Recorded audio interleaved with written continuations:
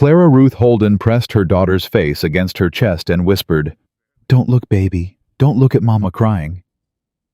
The well was dry, the cattle were dying, and the man who owned all the water in Wyoming Territory had just given her 7 days to sign over her land or watch everything her dead husband left behind turn to dust.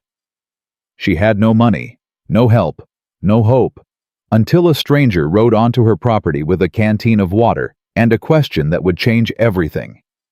If you want to know what happens next, subscribe to our channel and follow Clara's journey to the very end. Drop a comment telling us which city you're watching from.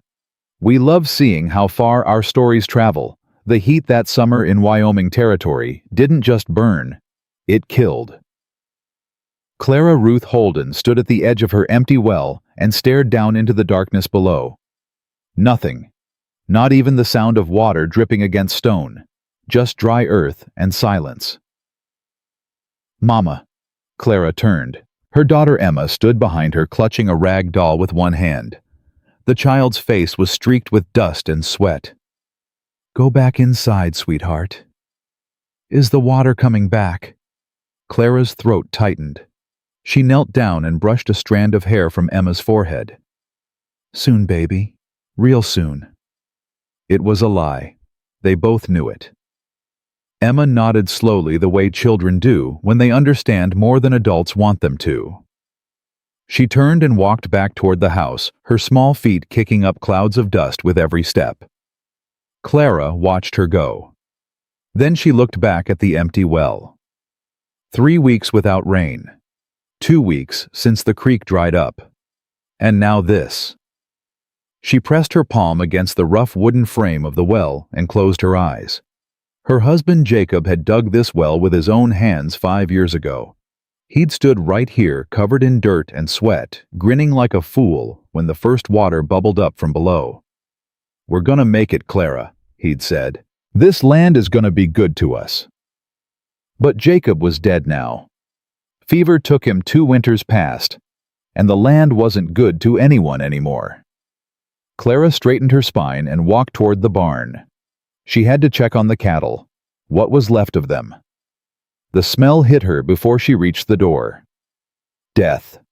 That thick, sweet stench that settled into everything and wouldn't leave. She pushed the door open.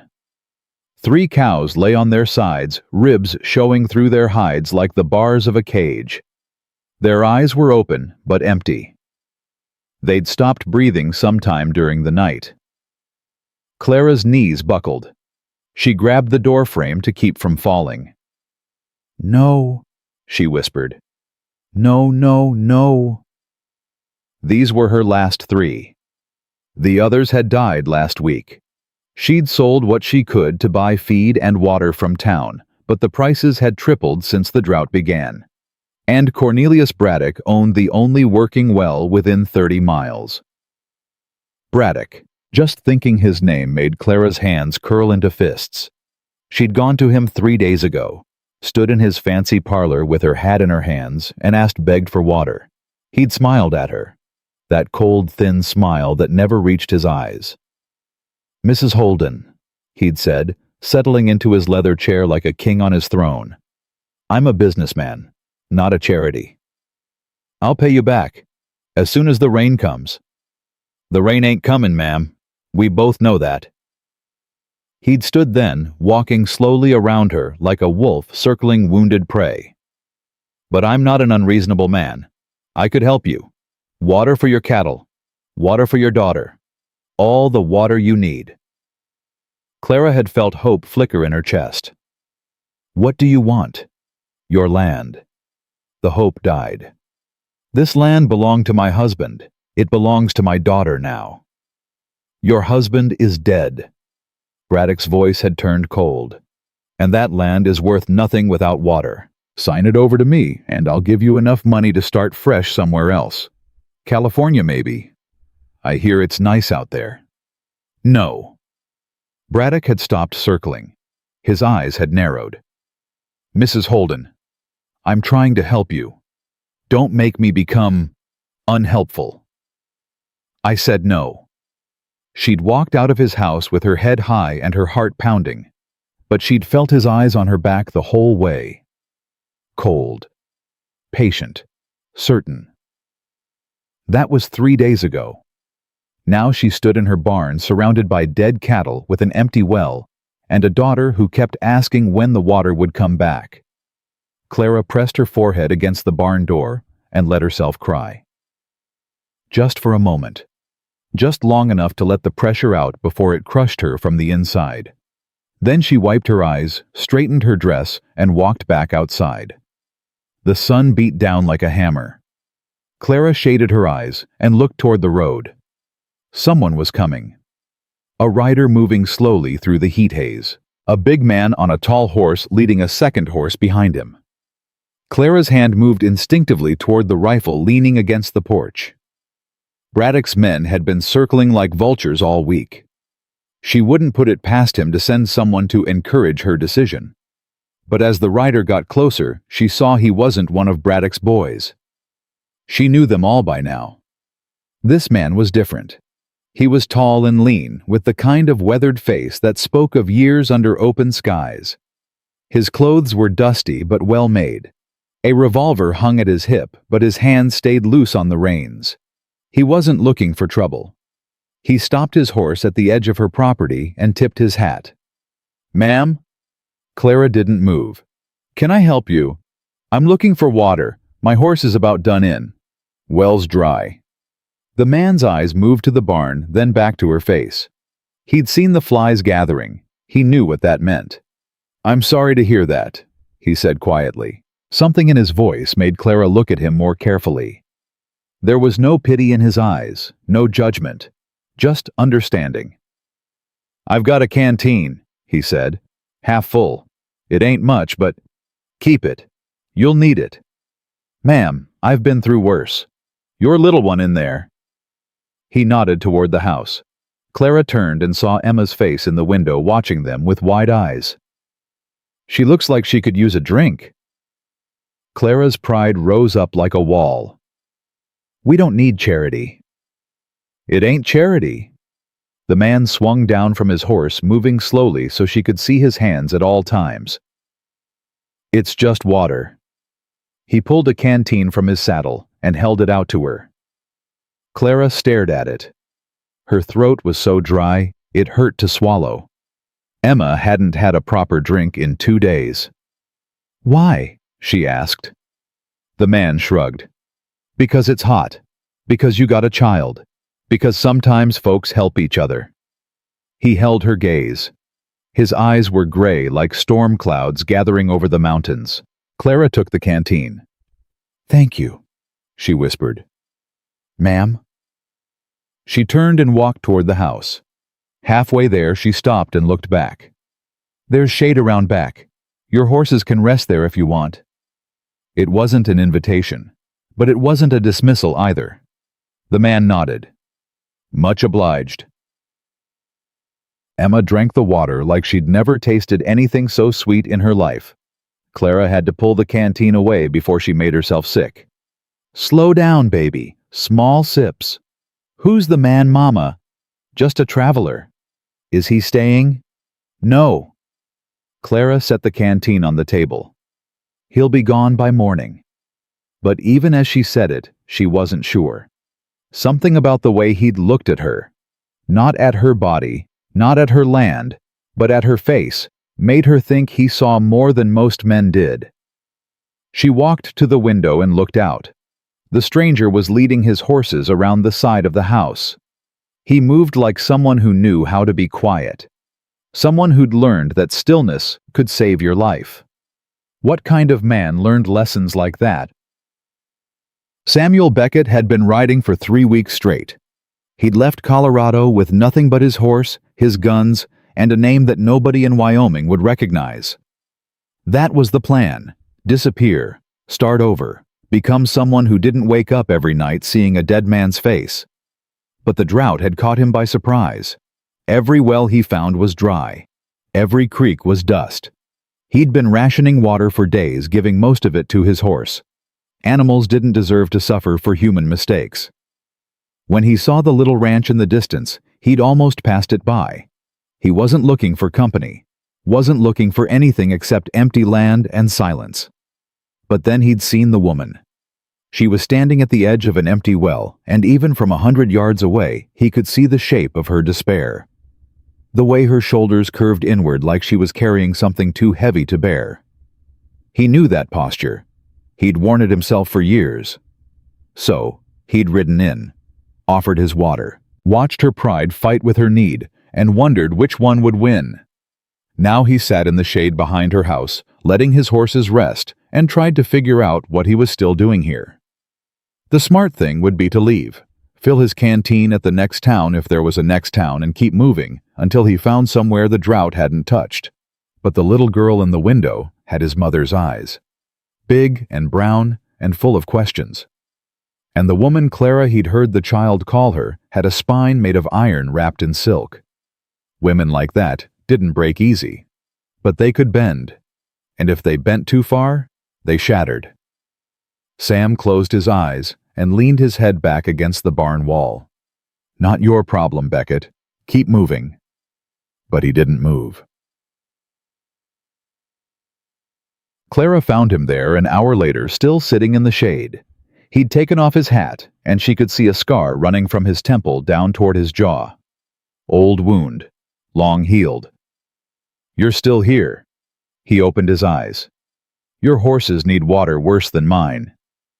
I told you, well's dry. There's a spring. Clara went still. What? About a quarter-mile east. Sam stood brushing dust from his pants. I saw it on the way in. It's not much, just a trickle coming out of a rock face, but it's water. Clara's heart lurched. That's impossible. I've walked every inch of this land. It's hidden, overgrown, easy to miss if you don't know what you're looking for. And you know what you're looking for. Sam's jaw tightened. I spent some years tracking things that didn't want to be found. The way he said it made Clara's skin prickle, but she pushed the feeling aside. Water. He was talking about water. Show me. They walked east into the foothills where the land rose toward the mountains. Emma wanted to come, but Clara made her stay inside. If this is a trick, Clara began, it ain't. If you're working for Braddock. Sam stopped walking. He turned to face her, and his eyes were flat and cold. I don't work for anyone, ma'am. Not anymore. Clara held his gaze. Most men looked away when she challenged them. This one didn't. Who are you? Nobody important. That's not an answer. Sam turned and kept walking. It's the only one I got. They walked in silence for another 10 minutes. Then Sam pushed aside a tangle of scrub brush and pointed. Clara's breath caught. Water. A thin stream of it trickling out of a crack in the rock face and pooling in a natural basin below. It wasn't much, barely enough to fill a bucket at a time. But it was water. Real, actual water. Clara dropped to her knees and cupped her hands beneath the stream. The water was cold. Clear. She drank until her stomach ached. When she looked up, Sam was watching her with something that might have been satisfaction. How did you know? She asked. The rock formation, the color of the brush. Things look different where there's water underground. You could have kept riding, filled your canteen here and never told me. Could have. Why didn't you? Sam was quiet for a long moment. Then he said, Because your little girl has the same eyes as someone I used to know. He turned and walked back toward the house before she could ask anything more. Bed. That night, Clara cooked the last of her flour into biscuits and shared them with the stranger. Emma sat across the table studying him with the unfiltered intensity of childhood. Are you a cowboy? She asked. I've been a lot of things. Do you have a gun? Emma, Clara said sharply. But Sam smiled. It was a small smile, barely more than a twitch of his lips, but it softened his face. I do, he told Emma, but I don't use it unless I have to. Why not? Sam's smile faded. Because once you pull a trigger, you can't take it back. The words hung in the air. Emma nodded slowly, as if she understood something profound, and went back to eating her biscuit. Clara watched Sam's face. The weight behind those words was heavier than a simple lesson about gun safety. "You can sleep in the barn tonight," she said. "It's not much, but it's shelter." "Thank you, ma'am." "Clara. My name is Clara." Sam held her gaze for a moment. "Samuel. Most folks call me Sam." "Well, Sam." Clara stood and began clearing the dishes. "You saved my daughter's life today. I won't forget that." "I didn't save anyone. I just showed you where the water was." "Same thing." Sam stood and picked up his hat. At the door he paused. "That man you mentioned, Braddock. He giving you trouble?" Clara's hands stilled over the dishes. "Nothing I can't handle." "That's not what I asked." She turned to face him. His eyes were sharp now, assessing. The eyes of a man who knew what trouble looked like. "He wants my land," she said quietly. "He controls all the water around here except for that spring you found. He's been waiting for me to give up." "What happens if you don't?" "I don't know." Clara's voice was steady, but her hands trembled slightly. "And I'm afraid to find out." Sam nodded slowly. He put his hat on and opened the door. "Maybe you won't have to find out alone." Then he was gone, walking through the darkness toward the barn. Clara stood at the open door, watching until she couldn't see him anymore. Behind her, Emma said, "Mama, is Sam a good man?" Clara closed the door. "I don't know, baby. I honestly don't know." 3 days passed. Sam didn't leave. Each morning, Clara woke expecting to find the barn empty. Each morning she found him already working, fixing the fence she'd been meaning to repair, digging a channel to bring water from the spring to the house, doing the heavy labor that had broken her back since Jacob died. She didn't ask him to stay. He didn't ask permission. They worked in silence mostly. But sometimes in the evenings, they talked. About small things at first, the weather, the horses, the pattern of stars overhead. Then bigger things. Sam learned that Clara's husband had been a hard man. Not cruel, but hard. He'd expected perfection and punished failure. When he died, Clara had grieved him, but she'd also felt something else. Something that shamed her. Relief. Sam learned that Emma hadn't spoken for 3 months after her father's death. The first word she'd said was, "Mama." The second was, "Sorry." Clara learned that Sam had fought in the war. The Union side. He'd killed his first man at 19 and lost count somewhere after 30. When the war ended, he'd tried ranching, but the quiet made him crazy. So he'd become a bounty hunter. "I was good at finding people," he said one night, staring into the fire. "Too good. Started seeing enemies everywhere. Started pulling my gun when I shouldn't have." "What happened?" Sam was quiet for so long that Clara thought he wouldn't answer. "I found a man I was hired to bring in. He was hiding in a barn outside Denver. I kicked in the door. He reached for something. I shot him." Sam's voice was flat, empty. "It was a Bible. He was reaching for a Bible." Clara didn't know what to say, so she said nothing. "I turned in my badge that night," Sam continued. "Started riding and didn't stop. Figured I'd ride until I found somewhere the past couldn't follow me." "Did you find it?" Sam looked at her. In the firelight, his eyes weren't gray anymore.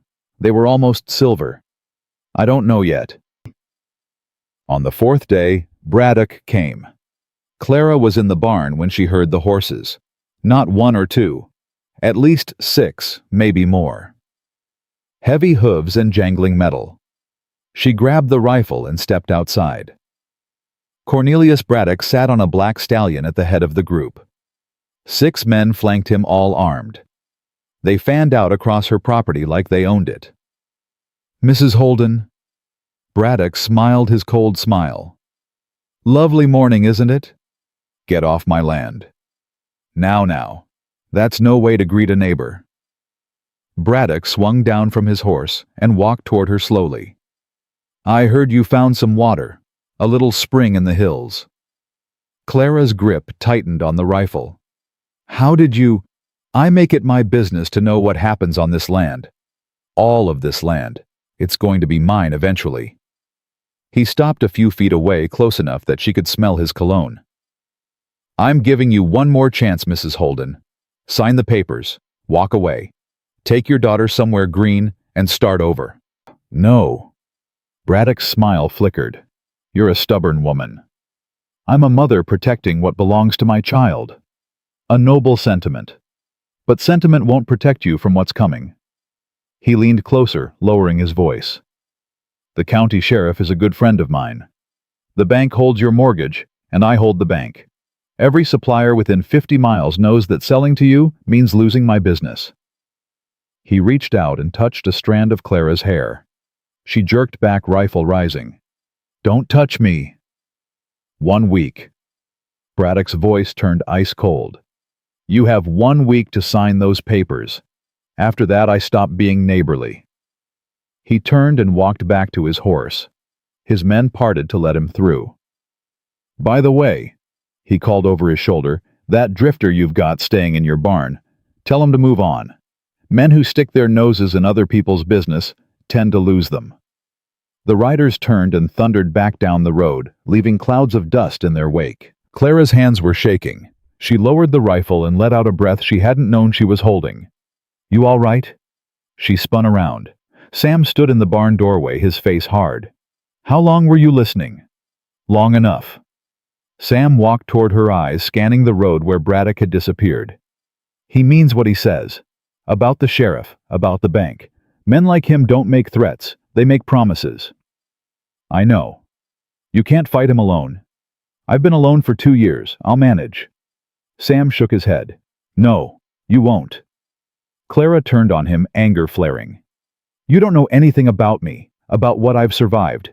I buried my husband. I kept this ranch running with my own 2 hands. I raised my daughter in a world that tells women they need men to survive. Don't you dare tell me what I can't do. Sam didn't flinch. I'm not telling you what you can't do. I'm telling you what you don't have to do. You don't have to fight him alone. Not anymore.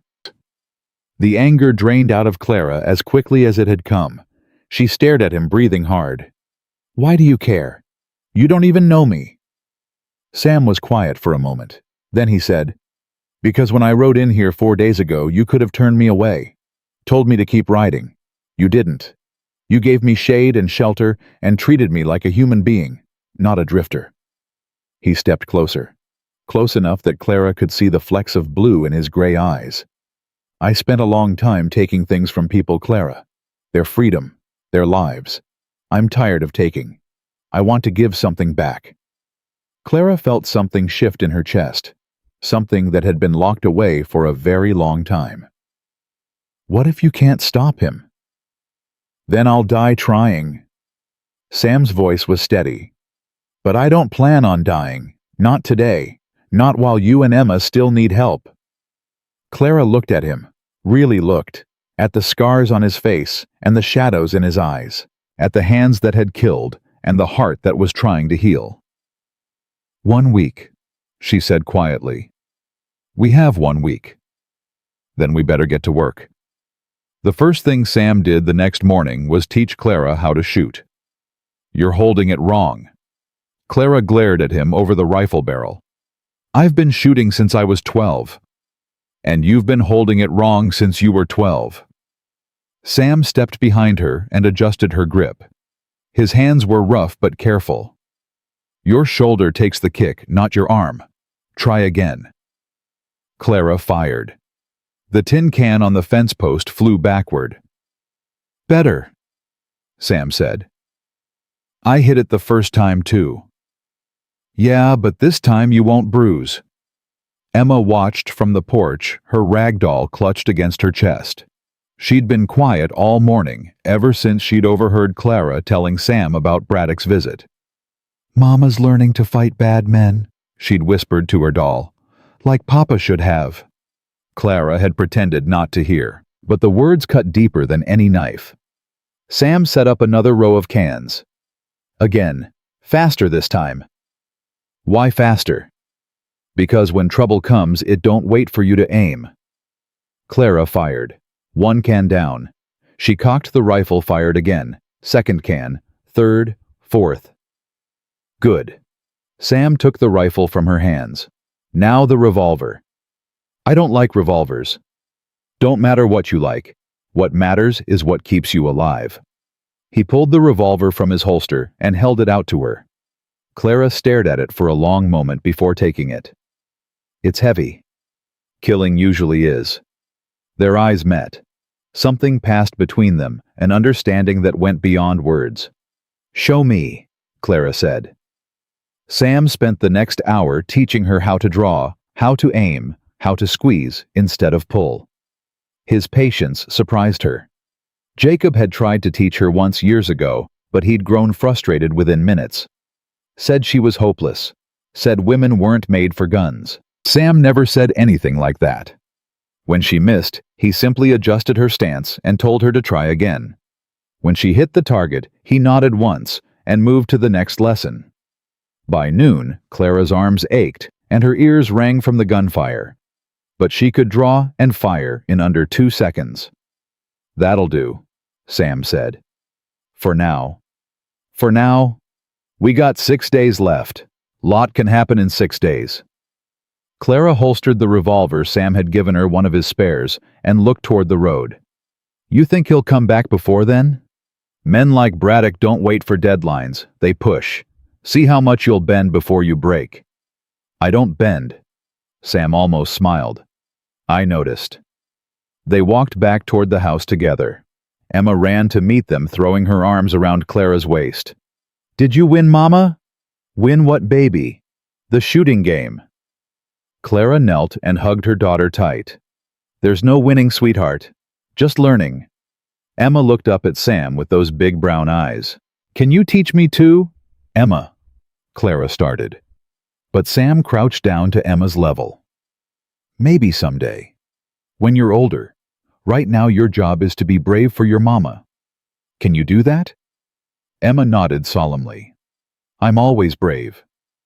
I know you are. Sam straightened and tipped his hat to her. Bravest girl I ever met. Emma beamed. Clara felt something warm spread through her chest, a feeling she hadn't experienced in a very long time. Hope. That evening, trouble came early. Clara was washing dishes when she heard hoofbeats. Not the thunder of many horses this time, just one, riding fast. Sam was already at the door, rifle in hand. Stay inside, he told Clara. Like hell. She grabbed her own rifle and followed him onto the porch. A woman rode toward them through the fading light. She was older, maybe 60, with gray hair pulled back in a tight bun and a face that had seen hard times. Her horse was lathered with sweat. Mrs. Jennings. Clara lowered her rifle. Mabel Jennings pulled her horse to a stop and nearly fell out of the saddle. Sam caught her arm and steadied her. Easy, ma'am. Clara. Mabel's voice was breathless, urgent. You gotta listen to me. Braddock's making his move tonight. Clara's blood went cold. What do you mean? I was closing up the diner when I heard his men talking. They're gonna burn your barn. Tonight. Make it look like an accident. Mabel grabbed Clara's hands. You gotta get out. Take Emma and run. I'm not running. Clara, listen to me. No. Clara's voice was steel. This is my home. My daughter's home. I'm not letting that man drive me off my own land. Sam stepped forward. How many men? Mabel looked at him with wary eyes. Who are you? Someone who's gonna help. How many? 4, maybe 5. They're riding out after midnight when the moon goes down. Sam nodded slowly. That gives us a few hours. A few hours to do what? Mabel demanded. Fight? There's only 2 of you against 5 armed men. That's suicide. It's not suicide if we're ready for them. Clara turned to Sam. You have a plan. The beginning of one. He looked at Mabel. Ma'am, I need you to do something. Ride to town and find the sheriff. Mabel laughed bitterly. Sheriff Crawford. He's in Braddock's pocket. Has been for years. I know. But I need you to make noise. Tell everyone in town what Braddock's planning. The more people who know, the harder it is for him to pretend it's an accident. And if no one believes me, then at least we tried. Sam's eyes were hard. But some folks might listen. Some folks might remember what it was like before Braddock owned everything. That's all we need. Doubt, questions, witnesses. Mabel stared at him for a long moment. Then she nodded. You're either very brave or very stupid, mister. Probably both. Mabel climbed back onto her horse. She looked at Clara with something like fear in her eyes. Your mama would be proud of you, Clara, standing up like this. My mama ran from a fight once. She never forgave herself. Neither did mine. Mabel turned her horse toward town. God be with you both. Then she was gone, disappearing into the gathering darkness. Clara turned to Sam. What now? Now we get ready. The next 2 hours were a blur of preparation. Sam moved through the property like a man who'd done this before, setting trip lines near the barn, positioning lanterns that could be lit at a moment's notice, checking every angle of approach. Clara worked beside him, following his instructions without question. There would be time for questions later. Right now, there was only survival. Emma stays in the root cellar, Sam said as they finished. No matter what she hears, you make her promise. She won't like it. She don't have to like it. She just has to be alive tomorrow. Clara's throat tightened. Sam, don't. He cut her off, his voice rough. Don't say anything you might regret. We ain't dead yet. That's not what I was going to say. He looked at her. In the darkness, his eyes were unreadable. What then? Clara stepped closer, close enough to touch him. I was going to say thank you, for staying, for fighting, for not treating me like I'm helpless. You ain't helpless. You're the strongest woman I ever met. You don't know many women, do you? Sam almost laughed. No, ma'am, I don't suppose I do. They stood there for a moment, the silence stretching between them. Then Clara did something she hadn't planned. She reached up and touched his face, just a brush of her fingers against his scarred jaw. Sam went very still. When this is over, Clara whispered, we need to talk about what happens next. When this is over, Sam agreed quietly. I'll tell you everything. All the things I've done. All the reasons I should have kept writing. And I'll tell you about Jacob. About what our marriage really was. Deal. She dropped her hand and stepped back. The moment passed. The war was coming. Go put Emma in the cellar, Sam said. I'll keep watch. Clara nodded and walked toward the house. At the door, she paused. Sam? Yeah. Don't die tonight. Wasn't planning on it. She went inside. Emma didn't cry when Clara told her about the cellar. She didn't argue or beg to stay. She just looked at her mother with those old wise eyes and nodded. I know, Mama. Bad men are coming. Yes, baby. But Sam and I are going to stop them. And then we'll be safe. Clara knelt and pulled Emma into her arms. Then we'll be safe. I promise. She carried Emma down into the root cellar, a small dark space beneath the kitchen floor. She lit a candle, arranged blankets, and gave Emma her rag doll. You stay here until I come get you, no matter what you hear. Even if it sounds scary, you stay here and you keep quiet. Can you do that? Emma hugged her doll tight. I can do it, Mama. That's my brave girl. Clara kissed her forehead and climbed back up the ladder. She closed the cellar door and covered it with the rug. Then she picked up her rifle and walked out to join Sam. The moon had set. The darkness was almost complete. They're coming, Sam said softly. He was crouched near the barn, eyes fixed on the road. I can hear the horses. Clara's heart hammered in her chest. She gripped her rifle and moved to the position Sam had shown her earlier. Remember, Sam whispered, don't fire until I do. Let them get close. How close? Close enough that we don't miss. The hoofbeats grew louder. Clara counted them in her head. 4 horses, maybe 5. Then she saw them. Dark shapes moving through the darkness, spreading out as they approached the barn. One of them carried a torch. "That's close enough," Sam's voice rang out across the yard. "Turn around and ride back the way you came." The riders stopped. One of them laughed. "Well, well, the drifter's got a voice after all." Clara recognized the speaker, Jed Hawkins, Braddock's foreman, a mean drunk with a badge he didn't deserve. "Mr. Braddock figured you might cause trouble. That's why he sent 5 of us." 5 against 2 ain't great odds," Sam replied calmly. "For you." "You threatening us?" "I'm making a promise." Hawkins laughed again. "Kill them both. Start with the woman." The man with the torch spurred his horse forward. Sam fired. The torch fell to the ground as the rider toppled from his saddle.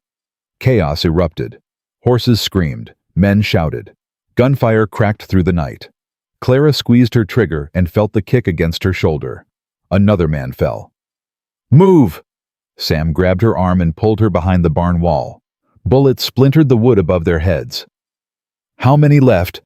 Clara's voice was steadier than she expected. 3, maybe 2. Sam reloaded with practiced speed. "Stay here. Cover the door." "Where are you going?" But he was already moving. Slipping around the corner of the barn, into the darkness. Clara pressed her back against the wall and listened. Footsteps. Someone was coming around the other side. She raised her rifle. A man appeared in the doorway. She fired. He dropped. Her hands were shaking now. She'd never killed anyone before. Never even hurt anyone beyond a slap. But this man would have killed her. Would have burned her home. Would have left Emma an orphan. She didn't feel guilty. She felt alive. More gunshots from the other side of the barn. Then silence. "Clara." "Here." Sam appeared in the doorway. Blood ran down his arm, but he was standing. "It's done," he said. 3 dead. 2 ran. Clara lowered her rifle. Her legs felt weak. "You're hurt." "It's nothing." "Let me see." She crossed to him and pulled back his sleeve. A bullet had grazed his arm, painful, but not dangerous. "You were right," she said quietly, about the shoulder taking the kick. Sam stared at her. Then, impossibly, he laughed. A real laugh, rough and surprised. "You're something else, Clara Holden." "I know." They stood there in the darkness, surrounded by death, and somehow they were both smiling. Then the sound of hooves shattered the moment. More riders. Coming fast. Sam's face went hard. He pushed Clara behind him and raised his revolver. But the riders that appeared weren't Braddock's men. They were townsfolk. A dozen of them led by Mabel Jennings, and a man Clara recognized, Reverend Thomas Whitmore. "We heard the shooting," Mabel called out. "Are you—" She stopped when she saw the bodies. "Lord have mercy." Reverend Whitmore dismounted and walked toward them. He was a tall man, gray-bearded with kind eyes that had seen too much suffering. "Mrs. Holden?" His voice was gentle. "Are you hurt?" "No, thanks to Sam." The Reverend looked at Sam with measuring eyes. "You did this. They came to burn her barn, kill her family. And you stopped them." "Yes, sir." Whitmore was quiet for a long moment. Then he nodded slowly. "Braddock has pushed too far this time. The town is talking. People are remembering what he's done, the families he's driven out, the land he's stolen." He looked at Clara. "You're not alone anymore, Mrs. Holden. We're going to help you fight this, legally." Clara felt tears prick her eyes. "Why now? Why not before?" "Because before, there was no one brave enough to stand first." Whitmore placed a hand on her shoulder. "You stood. That matters." Mabel climbed down from her horse and wrapped Clara in a fierce hug. "I told you, girl. Your mama would be proud." Sam watched from a distance, saying nothing. But when Clara looked at him over Mabel's shoulder, she saw something in his eyes that hadn't been there before. Hope. The same hope she'd felt earlier. The hope that maybe, just maybe, they might survive this after all. The townsfolk helped bury the bodies before dawn. Nobody asked questions about who had fired which shot. Nobody blamed Clara or Sam for defending their home. When the last grave was filled, Reverend Whitmore gathered everyone in a circle. "We're going to the county seat tomorrow," he announced. "All of us. We're going to file complaints against Cornelius Braddock. Assault, arson, attempted murder. We're going to make sure the territorial marshal hears every word." "Braddock owns the sheriff," one man protested. "He don't own the marshal, and he don't own us." Whitmore's voice rang with conviction. "Not anymore." The townsfolk dispersed slowly, riding back toward town in small groups. Mabel stayed behind. "I'll come by tomorrow," she told Clara. "Bring some food. You ain't eaten properly in weeks, I can tell." "You don't have to." "I know I don't have to. I want to." Mabel squeezed her hand. "That's what neighbors do, Clara. We take care of each other." She rode off into the gray light of dawn. Clara stood on her porch and watched the sun rise. Sam stood beside her, close enough that their shoulders almost touched. "It ain't over," he said quietly. "I know. Braddock will come back harder, meaner. Tonight was just the beginning." "I know. Are you scared?" Clara thought about the question, really thought about it. "Yes," she admitted. "But I'm not running. Not ever." Sam nodded. "Then we keep fighting. Together." He turned to look at her. The dawn light caught the silver in his eyes. "Together." Clara smiled. It was a small smile, tired and bruised around the edges, but real. "Get some rest, Sam. You're bleeding on my porch." He looked down at his arm as if he'd forgotten about the wound. "Reckon I am." "Come inside. I'll patch you up." She led him into the house. Emma was still in the cellar. Clara would get her soon, but for now, there was this quiet moment between two people who had faced death and chosen each other. Clara cleaned Sam's wound with whiskey and wrapped it with clean bandages. Her hands were gentle but sure. "You've done this before," Sam observed. "Jacob used to come home hurt. Fights at the saloon. Accidents on the ranch." Clara tied off the bandage. "I learned to patch men up out of necessity." "What kind of man was he?" Clara's hands stilled. "You really want to know? If you want to tell me." She was quiet for a long moment. Then she began to speak. "Jacob Holden was a hard man. He worked hard, drank hard, and when things didn't go his way, he hit hard. Not often, not every day, but enough that I learned to read his moods, learned when to speak and when to stay silent." Sam's jaw tightened. "He hurt you." "He hurt my spirit more than my body. Made me feel small. Made me feel like nothing I did was ever good enough." Clara looked down at her hands. "When he died, I cried at his funeral. Everyone thought I was grieving, but I was crying because I was free, and I hated myself for feeling that way." "You shouldn't." "Shouldn't what?" "Hate yourself. A man who hurts his wife ain't a man. He's a coward." Sam's voice was fierce. "You survived him. That ain't something to be ashamed of." Clara looked up at him. His eyes were dark with an emotion she couldn't name. "What about you?" she asked softly. "What are you ashamed of?" Sam was silent for a long time. When he finally spoke, his voice was barely a whisper. "I told you about the man I killed.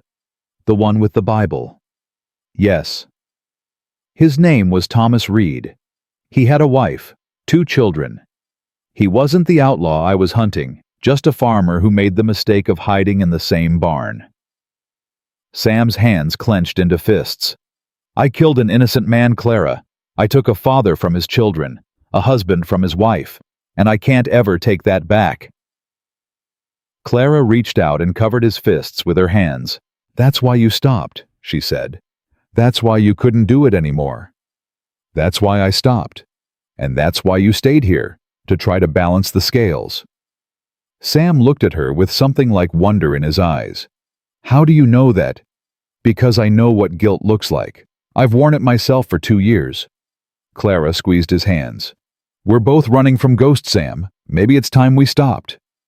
He didn't answer. But he didn't pull away either. They sat there in the morning light, two broken people holding on to each other, and for the first time in a very long time, neither of them felt alone. Then Emma's voice called from the cellar. Mama, is it safe to come out now? Clara smiled and released Sam's hands. Yes, baby. It's safe. She walked to the cellar door and pulled it open. Emma climbed up the ladder, her rag doll still clutched against her chest. Did you win, Mama? Clara looked at Sam, then back at her daughter. Not yet, sweetheart, but we're getting closer. Emma nodded seriously. Then she walked over to Sam and took his hand. Thank you for protecting us, Mr. Sam. Sam looked down at the small hand in his. Something shifted in his face, a softening of the hard lines around his eyes. You're welcome, Miss Emma. Are you staying? He glanced at Clara. She held her breath, waiting for his answer. For now, he said finally. I'm staying for now. Emma smiled, a real smile, the first Clara had seen in weeks. Good, because I think Mama needs help. And you're pretty good at helping. Sam almost smiled back. I'll do my best. Clara watched them together, the scarred gunman and her fierce little girl, and felt her heart crack open just a little bit more. Maybe this was what healing looked like. Not forgetting the past, but building something new on top of it. Maybe this was hope. The morning wore on. Clara made breakfast from their dwindling supplies. Emma chattered about everything and nothing, filling the cabin with noise and light. Sam ate quietly, but his eyes kept drifting to Clara. Every time she caught him looking, he glanced away. It was almost noon when they heard the rider approaching. Sam was on his feet instantly, hand on his revolver. But Clara recognized the horse, a chestnut mare with a white blaze. It's Reverend Whitmore, she said. Sam didn't relax. Alone. Looks like it. The Reverend dismounted and walked toward the porch. His face was grim. I have news, he said. And it ain't good. Clara's heart sank. What happened? The sheriff rode to Braddock's place this morning. Told him about last night. About the townsfolk planning to go to the marshal. And Whitmore took a deep breath. Braddock is claiming self-defense. Says his men were checking on your property after hearing reports of a fire. Says you and your hired gun ambushed them without warning. That's a lie. I know it is. But Braddock has money. He has influence. And he has witnesses willing to say whatever he pays them to say. Sam stepped forward. What does this mean? Whitmore looked at him with troubled eyes. It means the sheriff is riding here with a warrant. For both of you. Murder charges. The word hung in the air like smoke. Murder. Clara felt the ground shift beneath her feet. They can't. We were defending ourselves. They came to burn my barn. I believe you, Mrs. Holden, but believing isn't proof, and right now Braddock has all the proof he needs. Whitmore lowered his voice. You have maybe an hour before the sheriff gets here. I came to warn you, to give you a chance to run. Clara's voice was sharp. That's what Braddock wants. That's what he's always wanted. For me to disappear so he can take my land. Clara. No. She shook her head fiercely. I'm done running. I'm done being afraid. If the sheriff wants to arrest me, he can try. But I'm not leaving my home. Sam and Whitmore exchanged glances. You sure about this? Sam asked quietly. Clara looked at him, at her daughter standing in the doorway, at the land her husband had died for, the land her daughter would inherit. I've never been more sure of anything in my life. Sam nodded slowly. Then he turned to Whitmore. Reverend, I need you to do something. Ride to the territorial marshal yourself. Don't wait for the group tomorrow. Go now. Tell him everything about Braddock, about the water rights, about what really happened last night. That's a 2-day ride. I know, but we need real law, not Braddock's version of it. Whitmore hesitated. Then he nodded. I'll go, but I'm warning you, if the sheriff takes you in before I get back, I don't know what Braddock will do. We'll handle it, Sam said. The Reverend climbed back onto his horse. He looked at Clara one last time. Your father was a good man, Clara. He'd be proud of the woman you've become. Then he was gone. Clara watched him ride away. Her hands were trembling again, but not from fear this time, from anger. They want to arrest us for defending ourselves, she said quietly. They want to call us murderers. They want to break you. Sam's voice was hard. Don't let them. Clara turned to face him. What do? We wait. We stay calm. And when the sheriff comes, we don't give him any reason to shoot first. And if he does anyway? Sam's eyes went cold. The eyes of a man who had killed before and would kill again if he had to. Then we make sure he regrets it. The sheriff arrived with 6 men at his back.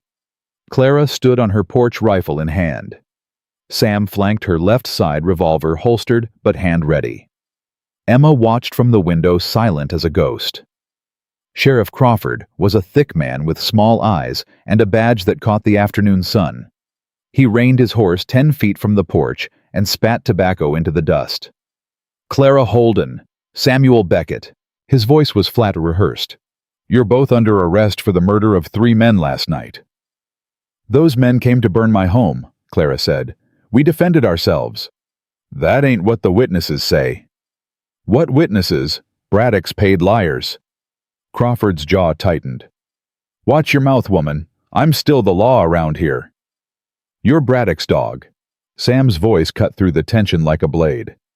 Everyone knows it, even you. One of the deputies reached for his gun. Sam's hand moved so fast Clara barely saw it.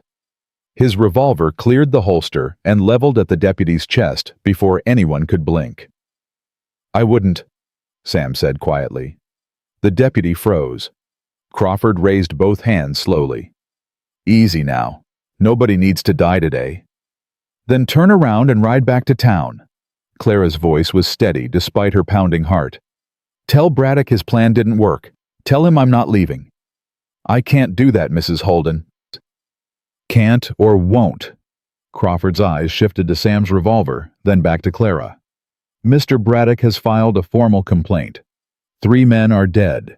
The law requires justice, Clara interrupted. Not Braddock's version of it. Those men came onto my property in the middle of the night with torches. They fired first. We have witnesses too. Who? The town drunk. Some widow who runs a diner. Reverend Whitmore. Half the townsfolk who rode out here after the shooting. Clara stepped forward. You want to arrest me, Sheriff? Fine. But you'll have to explain to the territorial marshal why you ignored a dozen witnesses to do Braddock's bidding. Crawford's face reddened. You threatening me? I'm telling you how this ends. You take us in, the whole territory will know what kind of man you are.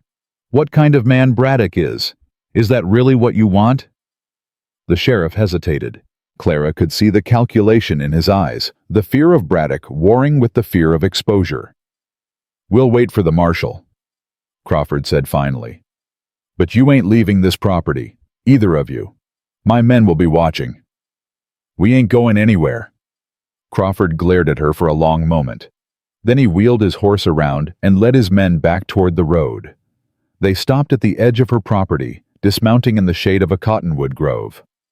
Clara let out a breath she didn't know she'd been holding. That won't last, Sam said quietly. He's buying time, waiting for orders from Braddock. I know. They'll come for us tonight, or tomorrow, whenever Braddock decides he's tired of waiting. Clara looked at him. Then we better be ready. The afternoon crawled by like a wounded animal. Clara tried to keep busy fixing a fence, checking on the spring, doing anything to keep her hands moving and her mind from spiraling. Emma stayed inside, unusually quiet. Sam kept watch from the barn, his eyes never leaving the men stationed at the edge of the property. Around 4 o'clock, Mabel Jennings rode up with a wagon full of supplies. The deputies tried to stop her, but she pushed right past them. "You boys can arrest me too if you want," she snapped. "But you ain't keeping food from a child." They let her through. Clara met her at the porch. "Mabel, you shouldn't have come. It's not safe." "Nowhere's safe while that snake Braddock is breathing." Mabel climbed down from the wagon with surprising agility for her age. "I brought flour, salt, pork, coffee, and enough ammunition to start a small war." "Mabel, don't argue with me, girl. I've known you since you were Emma's age. I ain't about to let you starve while those vultures circle." Clara felt tears prick her eyes. She blinked them back fiercely. "Thank you." "Don't thank me yet."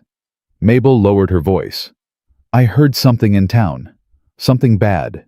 "Ish. What?" "Braddock's bringing in more men. Hired guns from up north. They're supposed to arrive tomorrow morning." Clara's blood went cold. "How many?" "I don't know, but enough that he ain't worried about witnesses anymore." Sam appeared beside them. "You sure about this?" "I'm sure. My cook heard it from Braddock's housekeeper. He's done playing games, Clara. He wants you gone one way or another." Clara looked at Sam. His face was grim. "We can't fight an army," she said quietly. "No, but we don't have to." Sam's eyes narrowed in thought. Braddock's weakness is his arrogance. He thinks he's untouchable, that nobody would dare stand against him. He's right. Nobody has. Until now. Sam turned to Mabel. "How many people in town really hate him?" "Plenty, but they're scared." "Would they fight if they thought they could win?" Mabel hesitated. "Maybe. Some of them. The ones who lost family to his schemes. The ones who remember what this valley was like before he came. Then we need to give them a reason to believe." Sam looked at Clara. "Tonight, before his hired guns arrive, we need to show this town that Braddock can be beaten." "How?" "By hitting him where it hurts most." Sam's voice was hard. "His money." Clara stared at him. "What are you talking about?" "The water rights, the contracts, the deeds he's stolen from families all over this valley." Sam leaned closer. "Braddock keeps everything in a safe in his study. I saw it when I was scouting his property yesterday." "You scouted his property. I wanted to know what we were dealing with." Clara's mind raced. Even if we could get those documents, what good would they do? Proof. Sam's eyes burned with intensity. Proof that he forged signatures. Proof that he bribed officials. Proof that half the land he claims to own was stolen from families who trusted him. You can't know that's what's in there. I know men like Braddock. They keep records of everything. They can't help themselves. It's how they remind themselves how powerful they are. Mabel was nodding slowly. "He's right. My husband, God rest his soul, he signed a contract with Braddock 15 years ago. A fair contract for water rights. But when Tom died, Braddock showed up with a different contract. One that gave him everything. I always knew he forged it, but I couldn't prove nothing." Clara felt something shift inside her. A door opening. If we could get those documents to the marshal, Braddock would be finished, Sam said. And every family he's cheated would get their land back. Including me. Including you. Clara was quiet for a long moment. Then she looked at Sam with new eyes. "You're not just a drifter, are you?" "I told you, I used to find things. People mostly. But sometimes documents, evidence, things that needed to be found. A bounty hunter who stole from criminals. I prefer to think of it as returning stolen property to its rightful owners." Despite everything, Clara almost smiled. "You're crazy." "Probably. This could get us killed." "Also probably. And you want to do it tonight." Sam nodded. "Before the hired guns arrive. Before Braddock knows we're coming." Clara looked at Mabel. At Emma, watching from the window. At the land her husband had died for, and her daughter would inherit. Then we do it tonight." They waited until full dark. The sheriff's men had built a fire at the edge of the property. Clara could see their silhouettes against the flames, hear their laughter drifting on the night air. They weren't expecting trouble. Why would they? They had a widow and a drifter surrounded. The job was practically done. Sam slipped out the back of the barn, while Clara kept watch from the house. He moved like a shadow, circling wide around the deputy's position, vanishing into the darkness. Emma was in the cellar again. She hadn't argued this time. "Come back, Mama," was all she'd said. "Promise you'll come back." "I promise, baby." Clara watched the darkness and prayed it wasn't a lie. An hour passed. Then 2. Clara's nerves stretched tight as piano wire. Then she saw it, a flicker of orange on the horizon. Fire. Not at Braddock's house, at his barn. The deputy saw it too. They scrambled onto their horses and took off toward the distant flames, shouting to each other about water and buckets. Clara didn't waste time wondering. She grabbed her rifle and ran. She found Sam at the creek bed a quarter mile from her property. He was breathing hard, but his eyes were bright with triumph. "Did you—" "Just the hay barn. Empty. No animals, no people." He held up a leather satchel. "But I got these." Clara's heart lurched. The documents. Everything. Contracts, deeds, letters. Enough to hang Braddock 10 times over. "How did you get into his safe?" Sam almost smiled. "Let's just say I've opened a few locks in my time." Clara wanted to kiss him. She didn't. "We need to hide these somewhere safe, somewhere Braddock won't think to look." "The church," Clara said immediately. "Reverend Whitmore's cellar. Nobody would dare search a house of God." "Then that's where we go." They ran through the darkness, staying low, avoiding the roads. Behind them, the glow of Braddock's burning barn lit up the night sky. They reached the church just before dawn. The building was dark and silent, but the side door was unlocked. Clara had known it would be. The Reverend never locked his church. Said God's house should always be open. They hid the satchel beneath a loose floorboard in the cellar, covering it with a layer of dust and old hymnals. "Now what?" Clara asked. "Now we wait. Whitmore should reach the marshal by tomorrow. Another day for them to ride back. 3 days total." 3 days. Clara's voice was hollow. "Braddock's hired guns arrive tomorrow morning." "I know. We can't hold them off for 3 days." "We don't have to hold them off." Sam took her hands. His grip was warm and steady. "We just have to survive." Clara looked into his eyes. In the faint light of dawn, they were silver again. "What if we don't?" "Then we don't. But Emma will be safe. The documents will be found, and Braddock will fall. One way or another, he falls." Clara felt tears sliding down her cheeks. She didn't bother wiping them away. "I'm not ready to die, Sam." "Neither am I." He reached up and touched her face, brushing a tear away with his thumb. "That's why we're going to fight like hell." They made it back to the ranch just as the sun broke over the mountains. The deputies had returned angry and confused. Braddock's barn was still smoldering in the distance. Sheriff Crawford rode up an hour later, his face purple with rage. "You!" he snarled at Clara. "You did this!" "Did what, Sheriff? I've been here all night. Your own men can vouch for that." "Someone set fire to Mr. Braddock's property." "How terrible." Clara's voice was flat. "I hope no one was hurt." Crawford's hand twitched toward his gun. Sam stepped forward, positioning himself between the sheriff and Clara. "Easy now," Sam said quietly. "Remember what happened to the last men who came here looking for trouble?" Crawford's face went pale, then red, then pale again. "This ain't over," he spat. "Mr. Braddock is on his way, and he's bringing friends. We'll be here." The sheriff wheeled his horse and galloped toward town, leaving a cloud of dust in his wake. Clara watched him go, her heart pounding. "How long do you think we have?" "A few hours, maybe less." "What do we do?" Sam was quiet for a moment. Then he said, "We make this the most expensive piece of land Braddock ever tried to steal. They spent the next 3 hours preparing. Sam set up defensive positions around the house. Clara gathered every weapon they had, 2 rifles, 3 revolvers, a shotgun that had belonged to Jacob. Emma watched from the porch, her face pale but determined. "I want to help," she said. Clara knelt beside her. "You are helping baby. You're being brave.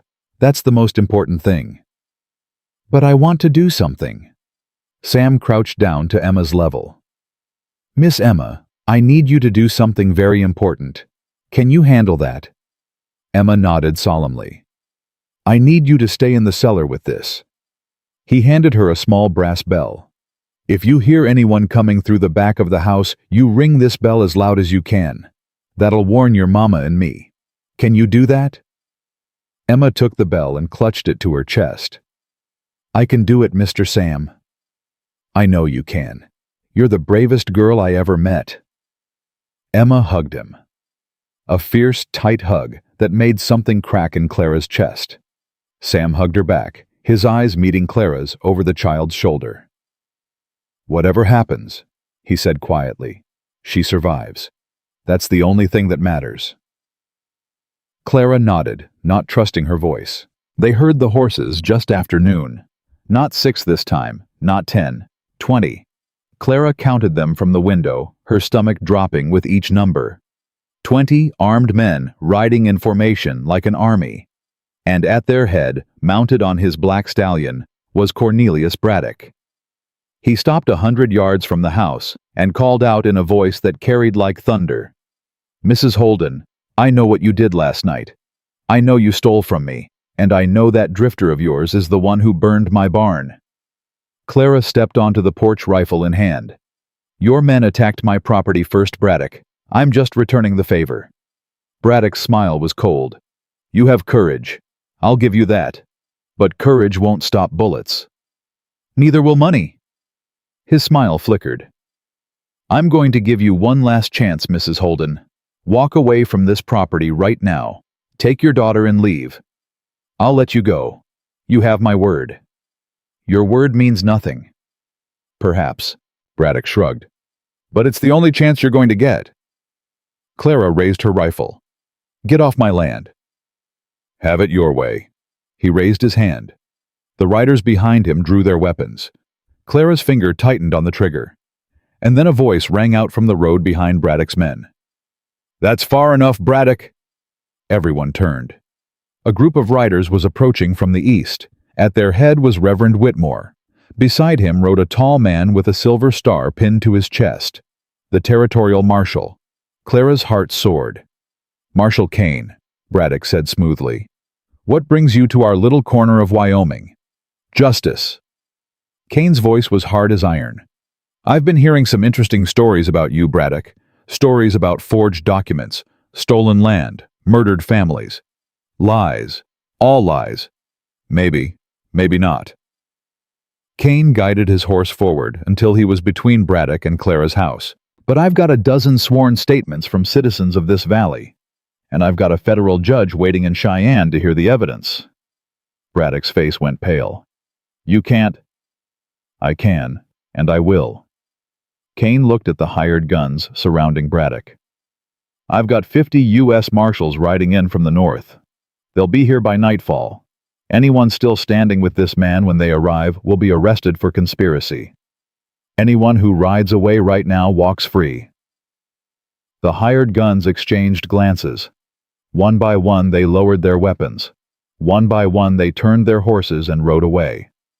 Within minutes, Braddock stood alone. "You can't do this," he whispered. "I own this valley. I own the sheriff. I own—" "You don't own anything anymore." Kane pulled out a pair of iron cuffs. "Cornelius Braddock, you're under arrest for fraud, theft, arson, and conspiracy to commit murder." Clara watched as the marshal cuffed Braddock and led him away. The man who had terrorized her for months looked small now, pathetic. Whitmore rode up to Clara's porch and dismounted slowly. "I'm sorry I couldn't get here sooner," he said. "The roads were washed out near the pass.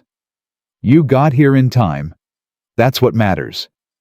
Clara felt tears streaming down her face. She didn't care. "Thank you, Reverend. Thank you for believing us." "I've always believed in you, Clara." Whitmore smiled gently. "Your father would be proud." Sam stepped onto the porch beside her. His hand found hers and held tight.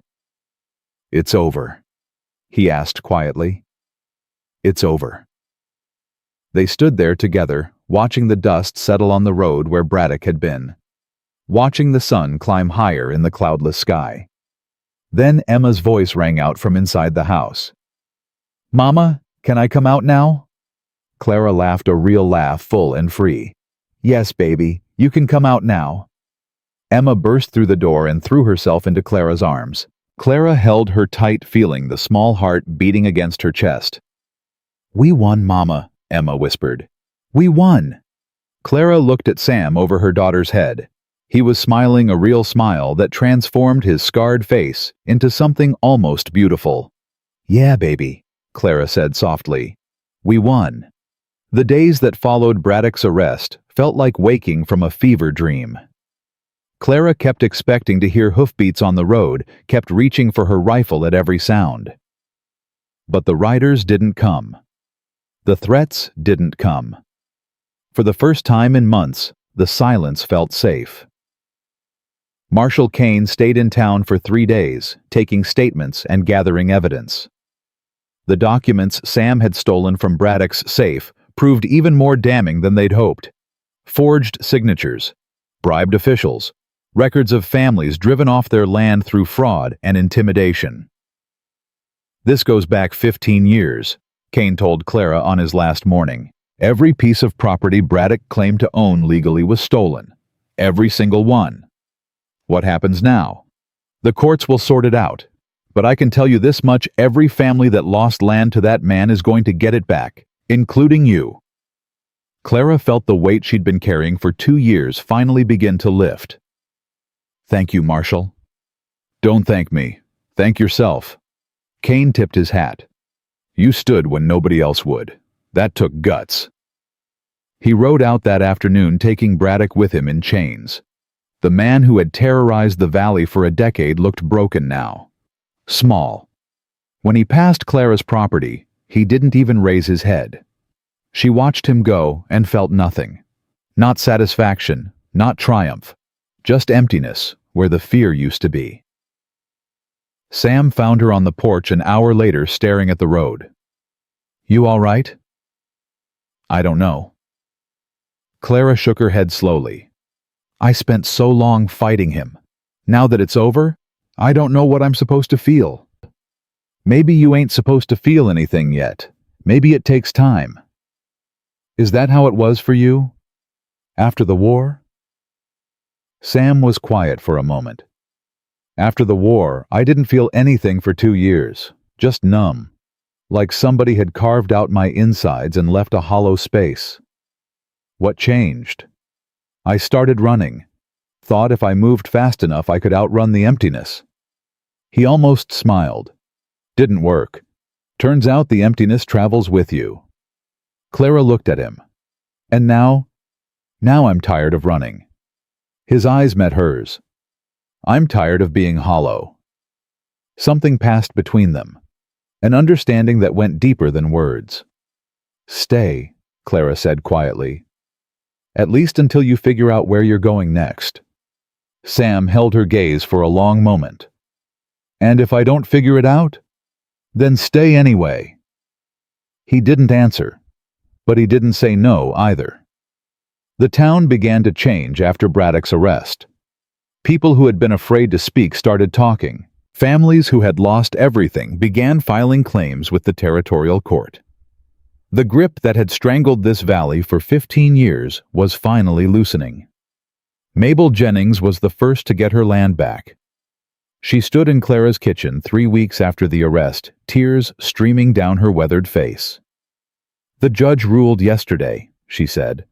"My husband's original contract was valid. The one Braddock forged is worthless. I get to keep my diner, Clara. I get to keep my home." Clara hugged her tight. "I'm so happy for you." "It's because of you. Because you wouldn't give up. Mabel pulled back and looked at her with fierce eyes. You saved this whole valley, girl. Don't you ever forget that. Sam helped. I know he did. Mabel's expression softened. That man looks at you like you hung the moon, Clara. You know that, right? Clara felt heat rise to her cheeks. Mabel. Don't Mabel me. I've got eyes, and I've been around long enough to know what love looks like. She squeezed Clara's hands. Don't let this one get away. After Mabel left, Clara found Sam in the barn repairing a harness. Emma sat nearby, chattering about the new calf that had been born that morning. Mr. Sam, do you think the calf knows its mama loves it? I reckon it does. Animals are smart like that. Do all babies know their mamas love them? The lucky ones do. Emma was quiet for a moment. Then she said, My papa never said he loved me. Not even once. Clara's heart clenched. She'd been standing in the doorway unnoticed. She stayed still, barely breathing. Sam set down the harness. Some folks don't know how to say it. Don't mean they don't feel it. But you're supposed to say it. That's what mamas do. Mama tells me every day. Your mama's a good woman. I know. Emma looked up at him with those big brown eyes. Are you going to be my new papa? Mr. Sam? Clara's breath caught. Sam went very still. Emma, he began. It's okay if you don't want to be. I just wondered. Emma's voice was matter-of-fact, the way children's voices are when they're asking the hardest questions. You're nice to me, and you make Mama smile. She didn't used to smile before you came. Sam was quiet for a long moment.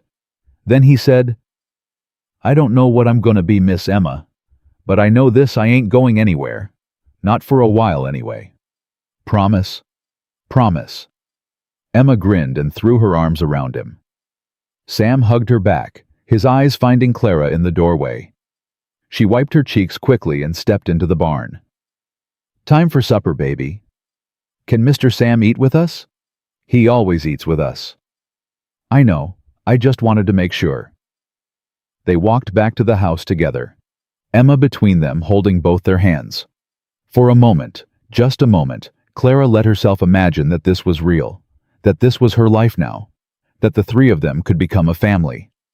Then she remembered who Sam really was, what he'd done, the blood on his hands that would never wash clean. And she wondered if a man like that could ever truly stay. The answer came 3 days later. Clara was hanging laundry when the rider appeared on the road, a woman traveling alone. That was unusual enough to make Clara reach for the rifle she now kept within arm's reach at all times. But as the rider drew closer, Clara saw that she was old, 60 at least, with silver hair and a face lined by hard years. She rode like someone who'd spent a lifetime in the saddle. Mrs. Holden, the woman called out. Who's asking? My name is Ruth Beckett. The woman dismounted slowly, her joints stiff from the long ride. I'm looking for my son. Clara's blood went cold.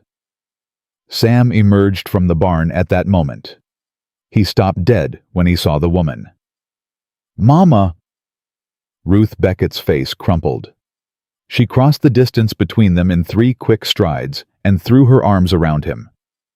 Samuel, my boy, I've been looking for you for 2 years. Sam stood rigid in her embrace, his face blank with shock. How did you find me? The marshal. He sent word to Colorado about a man named Samuel Beckett, who'd helped bring down some land thief in Wyoming. Ruth pulled back and cupped his face in her hands. I knew it had to be you. My Samuel. Always finding trouble.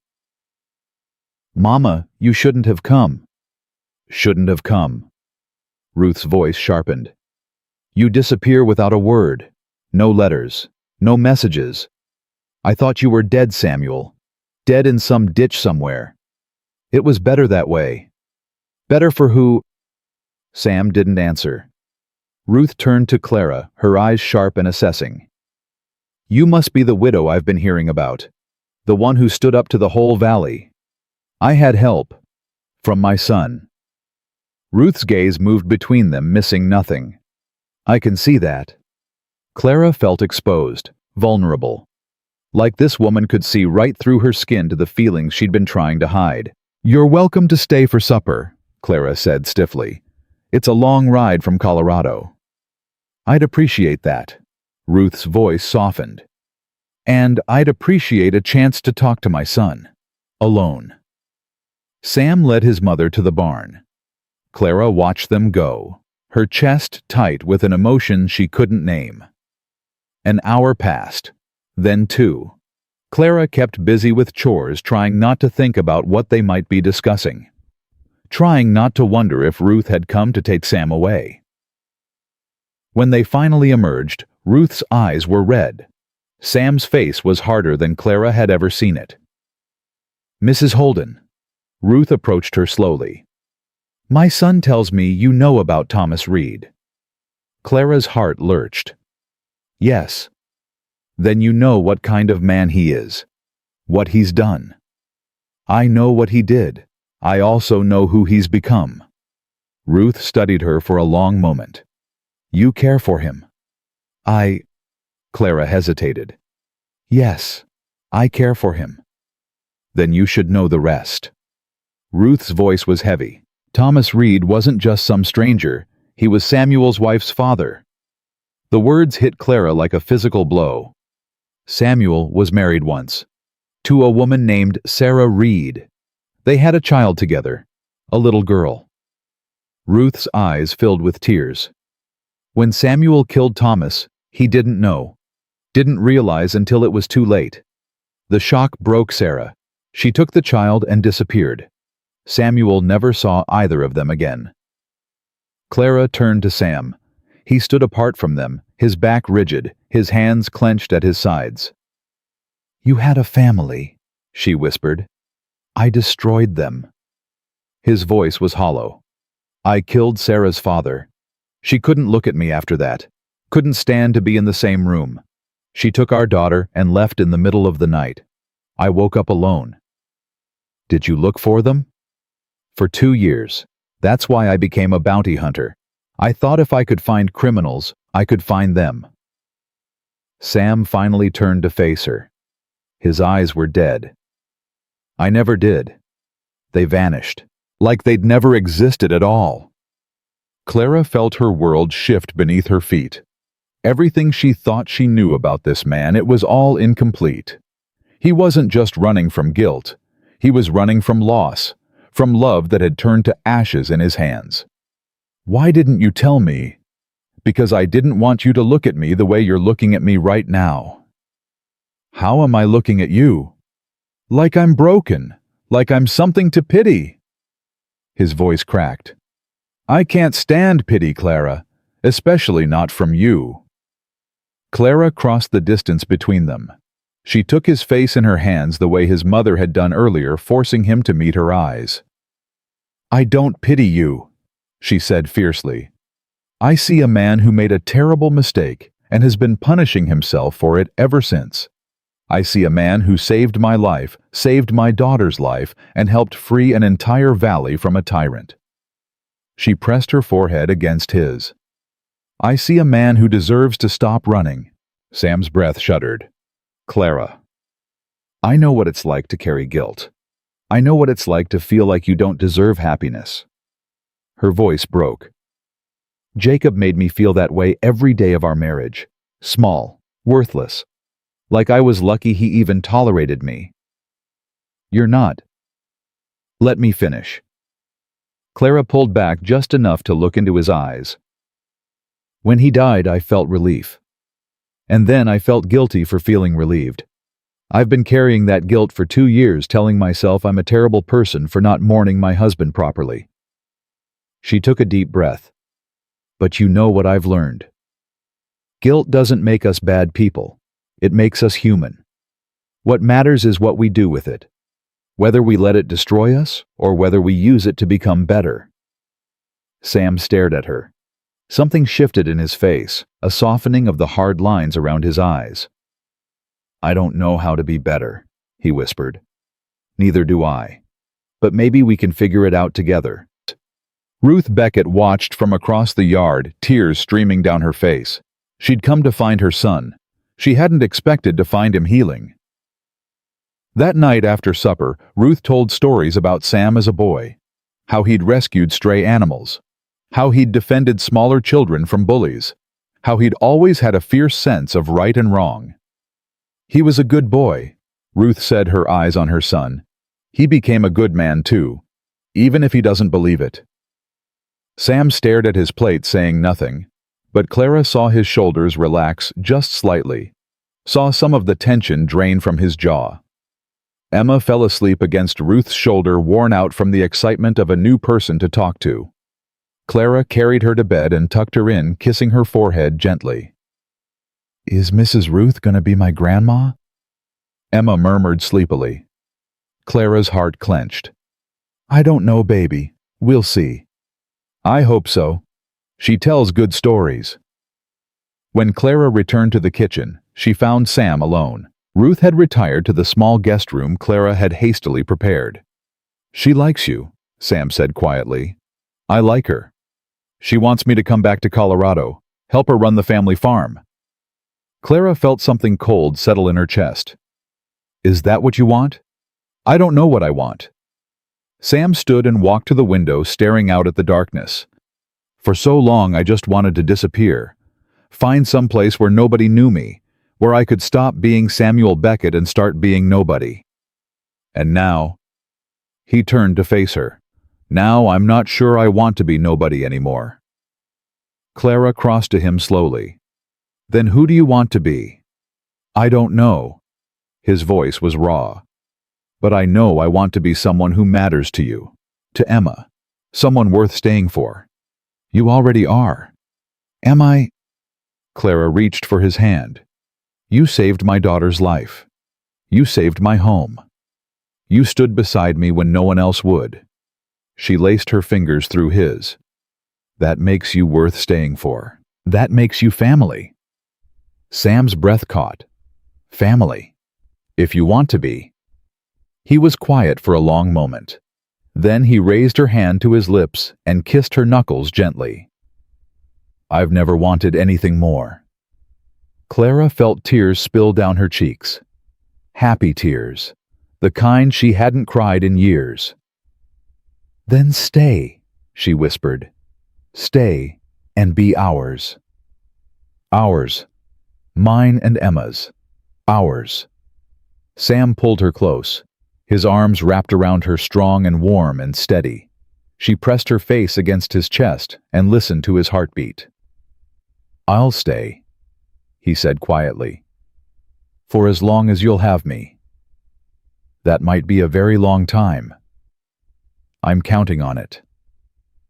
They stood there in the darkness, holding each other, and for the first time in longer than either of them could remember, the future didn't feel frightening. It felt like hope. Ruth left 3 days later. She hugged her son fiercely before mounting her horse. "You found good people, Samuel. Don't let them go." "I won't, Mama. And write to me, at least once a month. I'm too old to worry about you all the time." "I'll write, I promise." Ruth turned to Clara. "Take care of him. He's stubborn as a mule, but he's got a good heart." "I know he does." Ruth smiled, a real smile that made her look 20 years younger. "I think you do." She leaned down from her horse and lowered her voice. "And for what it's worth, I think Sarah would have wanted him to be happy. She was a kind woman. She wouldn't have wanted him to suffer forever." Clara didn't know what to say, so she just nodded. Ruth rode away into the morning light, and Clara and Sam stood together watching her go. "She's something else," Clara said. "She always has been." Sam's voice was thick with emotion. "I didn't realize how much I missed her until I saw her again." "Will you visit when things settle down?" "Maybe. Someday." He looked at her. "Right now I've got work to do here. Fences to mend. A ranch to rebuild." He paused. "A family to take care of." Clara's heart swelled. "That's a lot of responsibility." "I can handle it." He took her hand. "As long as I don't have to handle it alone." "You won't." She squeezed his fingers. Not anymore. They walked back toward the house together. Emma was waiting on the porch, bouncing with impatience. Is Mrs. Ruth coming back? Someday, baby. Good. I want to hear more stories about Mr. Sam when he was little. Sam groaned. Maybe not all the stories. All of them. Emma grabbed his hand and pulled him toward the house.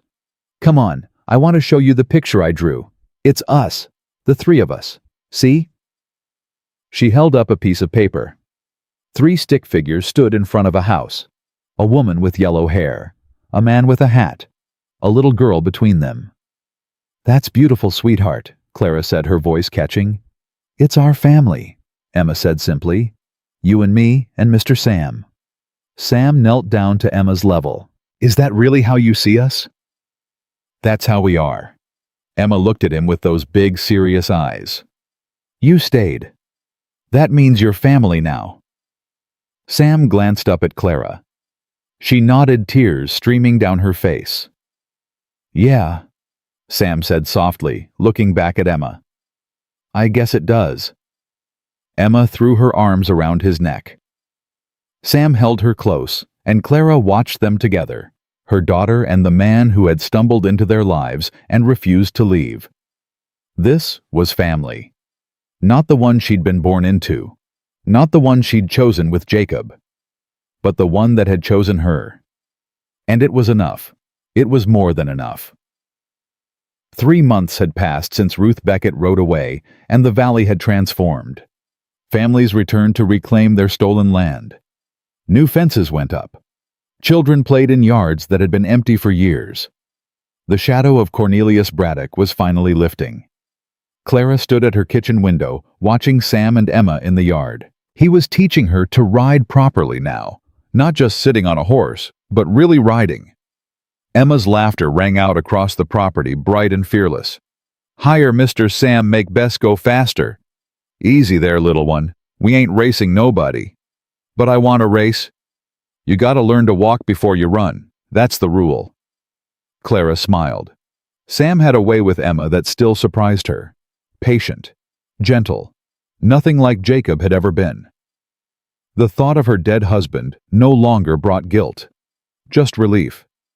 And maybe a little gratitude, because without Jacob's cruelty, she might not recognize Sam's kindness for what it was. A knock at the door pulled her from her thoughts. Mabel Jennings stood on the porch, her face flushed with excitement. Clara, you ain't gonna believe this. What happened? The territorial court just ruled. All of Braddock's property is being divided among the families he stole from. Mabel grabbed her hands. Including his house, the big one on the hill. Clara's breath caught. What? The judge says it goes to the person Braddock wronged most, the one who stood up to him first. Mabel's eyes sparkled. That's you, Clara. Braddock's house is yours. Clara couldn't speak, couldn't think. Mine, yours, all of it. The house, the land, the water rights. Mabel squeezed her hands. You're the richest woman in the territory now, girl. How does that feel? Clara sank into a chair. Her legs wouldn't hold her anymore. I don't want it. What? That house. I don't want it. Clara shook her head fiercely.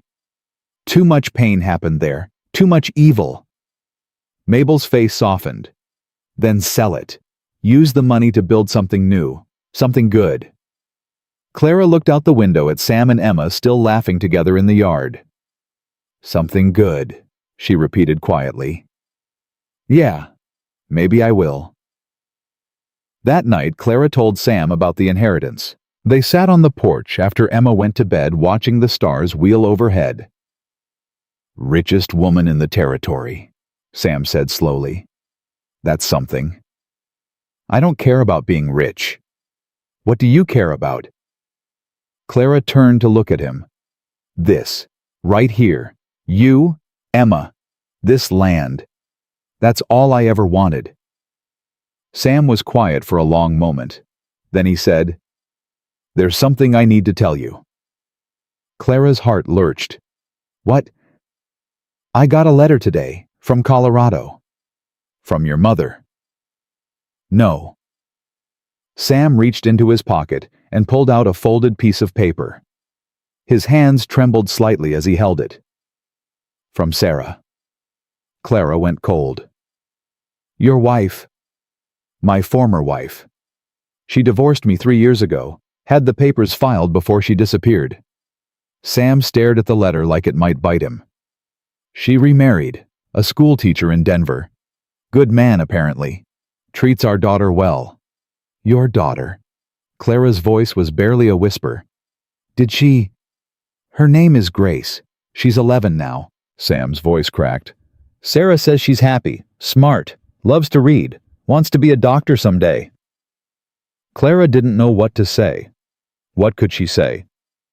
Sarah found out I was here. Through my mother, I reckon. Sam finally looked at Clara. His eyes were wet. She wanted me to know that Grace is okay. That she grew up fine. That I didn't ruin her. Of course you didn't. I killed her grandfather, Clara. I took away someone she loved. You made a mistake, a terrible one, but you didn't ruin that child's life. Clara took his hand. And the fact that Sarah wrote to you, that means something. She could have stayed silent. She chose to reach out. Sam stared at her. What does it mean? It means she's forgiven you. Clara squeezed his fingers. Maybe it's time you forgive yourself. Sam was quiet for a long time. The stars turned overhead. The night birds called to each other in the darkness. I don't know how, he finally admitted. Neither do I. But we can learn together. Clara leaned her head against his shoulder. We're good at learning together. Sam put his arm around her. They sat like that until the moon rose, two broken people holding each other up. The next morning, Clara made a decision. She rode into town alone, leaving Sam and Emma at the ranch. She had business to conduct. Business that couldn't wait. The lawyer's office was small and cramped, but the man behind the desk was honest. That was rare enough in this territory to be worth the trip. Mrs. Holden. Lawyer Patterson rose when she entered. I heard about your inheritance. Congratulations. Thank you. I want to sell. Patterson's eyebrows rose. The Braddock estate. All of it. Everything except the water rights. Those I'm keeping. But the house, the land, I want it gone. That's a significant decision, ma'am. Are you certain? I've never been more certain of anything. Clara sat down across from him. I want the money to go into a fund for the families Braddock destroyed. The ones who lost people, not just property. The widows. The orphans. The ones who can never get back what he took. Patterson stared at her. Mrs. Holden, that's extraordinarily generous. It's justice. Clara met his eyes steadily. I don't want blood money. I want something good to come from all that evil. I'll draw up the papers immediately. One more thing. Clara hesitated. I need you to look into something for me. A woman named Sarah Beckett. She lives in Denver now, remarried. She has a daughter named Grace. What would you like me to find out? Everything. Where they live. How they're doing. Whether they need anything. Clara's throat tightened. And whether they might be willing to receive a letter. Patterson wrote it all down carefully. May I ask why? Because someone I love has a debt to pay, and I think maybe it's time he started paying it. Clara rode home feeling lighter than she had in years. The decision to give away Braddock's fortune should have felt like sacrifice. Instead, it felt like freedom. She found Sam in the barn repairing the same harness he'd been working on the day his mother arrived. Emma sat nearby chattering about the butterfly she'd caught that morning. Where did you go, Mama? Town. Had some business. Sam looked up, his eyes questioning. Clara smiled at him. I'll tell you later. That night, after Emma was asleep, Clara told Sam everything. The decision to sell, the fund for Braddock's victims, the inquiry about Sarah and Grace. Sam listened in silence. When she finished, he didn't speak for a long time. "You did that for me. I did it for us, for our family." Clara took his hands. "Sam, you've been carrying this guilt for years. It's eating you alive. I can see it. Emma can see it. She's 8. She don't understand." "She understands more than you think. Children always do." Clara squeezed his fingers. "If there's a chance to make amends, real amends, we have to take it. Even if it's scary. Even if it doesn't work." Sam's jaw tightened. "What if Sarah won't write back? What if she wants nothing to do with me?" "Then at least you tried. That's more than most people do." He pulled his hands away and walked to the window. His back was rigid with tension. "I don't deserve this, Clara. Any of it. The ranch. Emma. You. Maybe not, but you've got it anyway." Clara walked up behind him and wrapped her arms around his waist. "That's the thing about Grace, Sam. It's not about deserving. It's about accepting." He turned in her arms.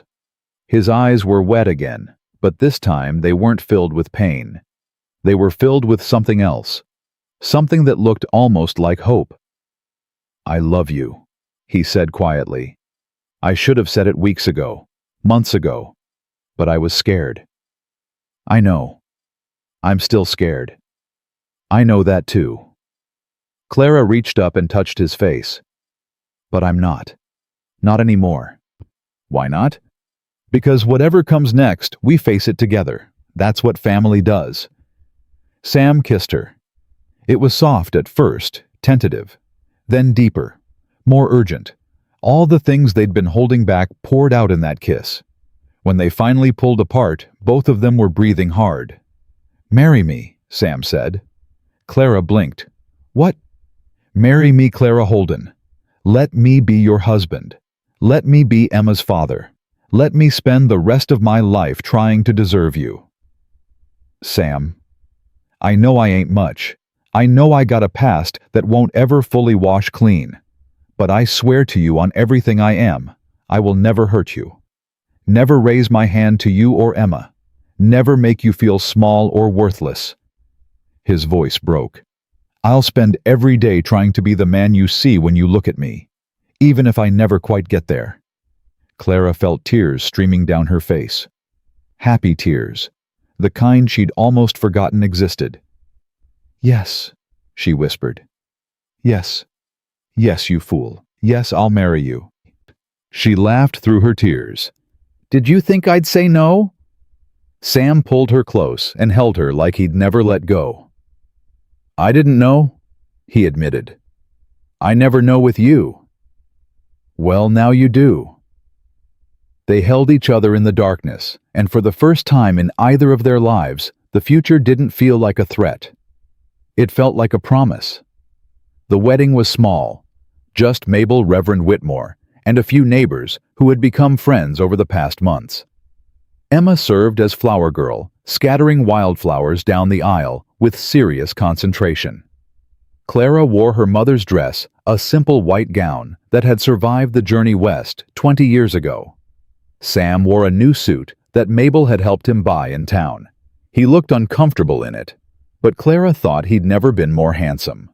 "Dearly beloved," Reverend Whitmore began, "we are gathered here today to witness the union of Clara Ruth Holden and Samuel James Beckett." Clara barely heard the words. She was too busy looking at Sam's face, at the wonder in his eyes, at the way his hands trembled when he took hers. "Do you, Samuel, take this woman to be your lawfully wedded wife, to have and to hold from this day forward for better or worse, for richer or poorer, in sickness and in health, until death do you part?" "I do." Sam's voice was steady now, certain. "And do you, Clara, take this man to be your lawfully wedded husband, to have and to hold from this day forward, for better or worse, for richer or poorer, in sickness and in health, until death do you part?" Clara looked at Sam, at his scarred face, his steady eyes, his gentle hands. I do. Then by the power vested in me, by the territory of Wyoming, I now pronounce you husband and wife. Whitmore smiled. You may kiss your bride. Sam kissed her. Emma cheered. Mabel cried. And Clara Beckett no longer. Holden, never again alone, felt the last of her walls crumble. 3 weeks after the wedding, a letter arrived from Denver. Clara found Sam in the barn holding the envelope like it was made of glass. It's from her, he said. From Sarah. Have you read it? Not yet. I can't seem to... He broke off, shaking his head. Clara sat down beside him. Want me to read it to you? Sam hesitated. Then he handed her the envelope. Clara opened it carefully. The handwriting inside was neat and feminine. Dear Samuel, she read aloud. I received your letter last week. I won't lie, it took me 3 days to open it. I was afraid of what it might say, afraid of old wounds reopening. But I finally read it, and I'm glad I did. Clara glanced at Sam. His face was pale, but he nodded for her to continue. I've spent a long time being angry at you, for what you did to my father, for what it did to us. For years I couldn't say your name without feeling sick. I told myself I hated you. I told myself Grace would be better off never knowing who her real father was. Sam made a sound, half sob, half gasp. Clara reached for his hand. But time has a way of softening things. My new husband Thomas? Yes, another Thomas. I know he's been good to me. Good to Grace. He helped me see that holding on to anger was only hurting myself. Clara paused to wipe her own eyes, then continued. I've told Grace about you. Not everything, she's too young for all of it. But enough. She knows you're alive. She knows you were a soldier who fought in the war. She knows you made mistakes like all people do. And she knows you loved her, even if you couldn't be there. Sam's hand tightened on Clara's. She wants to write to you. I've told her she can when she's ready. I can't promise when that will be. Maybe soon. Maybe not for years. But the door is open now. That's more than I ever thought I'd give. Clara took a breath before reading the final paragraph. I heard about what you did in Wyoming, standing up to that land thief, protecting that widow and her daughter. The Samuel I knew would have done exactly that. I'm glad to know he's still in there somewhere. I hope you found peace. I hope you found love. Everyone deserves a second chance, even you. Sincerely, Sarah. Silence filled the barn. Sam sat motionless, tears streaming down his face. He didn't try to hide them, didn't try to wipe them away. She forgave me, he whispered. She did. After everything I did, everything I took from her. People are capable of amazing things, Sam. Forgiveness most of all. He turned to look at her. You're one of those people, you know, amazing. I'm just a woman who got lucky. Clara leaned her head against his shoulder. Lucky enough to find you. They sat together in the barn until the sun set, holding each other, saying nothing. Some moments didn't need words. Summer faded into autumn. The ranch thrived under Sam and Clara's care. The water from the spring fed their crops and their cattle. The land that Jacob Holden had died trying to tame finally yielded to gentler hands. Emma started calling Sam Papa without being asked. The first time it happened, he froze in the middle of feeding the horses, his eyes wide with shock. Is that okay? Emma asked anxiously. I can call you Mr. Sam if you want. No. Sam's voice was thick. No, sweetheart. Papa is just fine. Emma beamed and threw her arms around him. Sam held her close, looking at Clara over the child's head with an expression of pure wonder. Thank you, he mouthed. Clara just smiled. The letter from Grace arrived on Emma's 9th birthday. Clara found it in the mailbag when she rode into town for supplies. She recognized the Denver postmark immediately. Her heart hammered as she carried it home. Sam was setting up for Emma's birthday celebration when Clara handed him the envelope. It's from her, from Grace. Sam's hands shook as he opened it. The letter inside was short, just a few lines in a child's careful handwriting. Dear Father. He read aloud, his voice cracking. Mama says I can write to you now. My name is Grace, and I am 11 years old. I like to read books, and I want to be a doctor when I grow up. Mama showed me a picture of you from when you were young. You look serious. Are you still serious? I would like to meet you someday if that's okay. Your daughter Grace. Sam couldn't read anymore. The paper shook in his hands. Clara took it from him gently. She wants to meet you. I know. Are you ready for that? Sam was quiet for a long moment. Then he looked at Clara with eyes full of tears and hope and fear all mixed together. No, he admitted, but I'm going to do it anyway, because that's what you taught me. Face the scary things. Don't run. Clara kissed his cheek. I'm proud of you. I'm proud of us. Emma burst through the door at that moment, full of birthday excitement. Is it time for cake yet? Mabel said she made chocolate. Sam quickly wiped his eyes and scooped her up. Almost time, sweetheart. Almost time. Clara watched them together, her husband and her daughter, and felt her heart overflow. This was what she'd been fighting for all along. Not land, not water, not survival. This. Family. Love. Home. A year later, on a warm summer evening, the whole family gathered on the porch to watch the sunset. Sam sat in the rocking chair Jacob had built with Emma on his lap. Clara leaned against the railing, a letter in her hand. Grace is coming to visit next month, she announced. Sarah wrote to confirm. Sam's face lit up. Really? Really? She's taking the train from Denver. Sarah's coming too. Clara smiled. Apparently she wants to meet the woman who finally tamed Samuel Beckett. Nobody tamed me, Sam protested. Ha! Emma giggled. Mama tamed you. She tames everybody. Is that so? Yep. She tamed the mean man who wanted our land. She tamed the sheriff. She tamed you. Emma counted on her fingers. That's 3. Mama's really good at taming. Sam and Clara exchanged glances. Both of them burst out laughing. I reckon you're right, sweetheart, Sam said.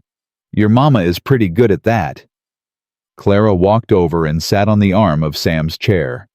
He wrapped his free arm around her waist. Nervous about meeting Grace? She asked quietly. Terrified. Good. That means you care. Sam looked at her, really looked the way he had that first day when he'd handed her his canteen and asked nothing in return. I used to think I'd never have this, he said softly. A home, a family, people who actually want me around.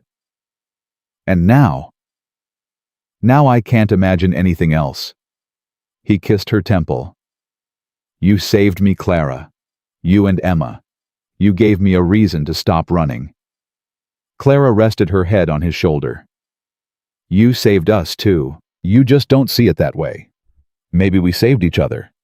I like that better. Emma squirmed in Sam's lap. Are you two gonna kiss? Because if you're gonna kiss, I want more cake first. Who says you can't have both? Sam tickled her until she shrieked with laughter.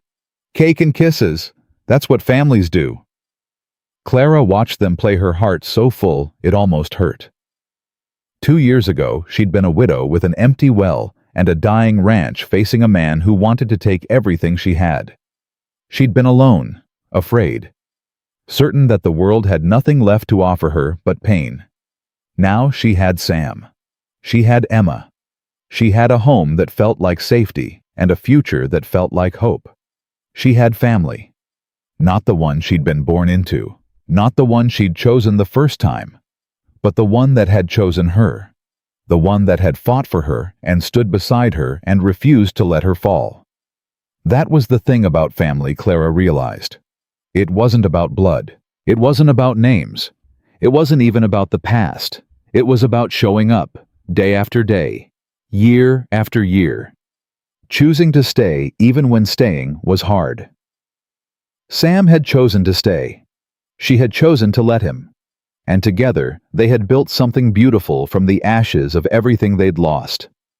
Clara looked out at the land she'd fought so hard to keep, at the man who had fought beside her, at the daughter who had given them both a reason to keep fighting. This was her legacy. Not the ranch, not the water rights, not the fortune she'd given away. This. Love planted in broken ground, growing stronger every day. And that was worth everything. The sun dipped below the horizon, painting the sky in shades of gold and rose. Sam held Clara close. Emma chattered about the stars beginning to appear. And somewhere in the distance a coyote called out across the valley, a wild, free sound that echoed through the gathering dusk. Clara smiled. They had won. Not just the battle for land or water or survival. They had won the battle for their own hearts. And that victory, the hardest one, the most important one, would last forever. Because some things are stronger than drought and greed and fear. Some things are stronger than death itself. Love is one of them. Family is another. And Clara Ruth Beckett had finally found both.